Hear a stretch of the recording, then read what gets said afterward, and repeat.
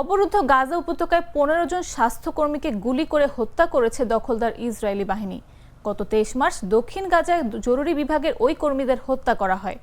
ইসরায়েলের সেনাবাহিনী স্বীকার করেছে যে তাদের সৈন্যরা ভুল করে তাদের উপর হামলা চালিয়েছে।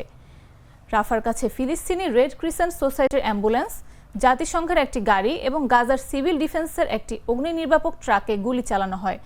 ইসরায়েল প্রথমে দাবি করেছিল যে হেডলাইট বা কোনো ধরনের আলো ছাড়াই অন্ধকারে সন্দেহজনকভাবে গাড়ি বহর এগিয়ে আসার কারণে সৈন্যরা গুলি চালিয়েছিল। কিন্তু নিহত হওয়া প্যারামেডিকদের একজনের মোবাইলের ফুটেজ খুঁজে দেখা গেছে যে আহতদের সহায়তা দেওয়ার সময় যানবাহনগুলোতে আলো জ্বলছিল। অর্থাৎ ইসরায়েলি বাহিনীর ওই দাবি সম্পূর্ণ মিথ্যা।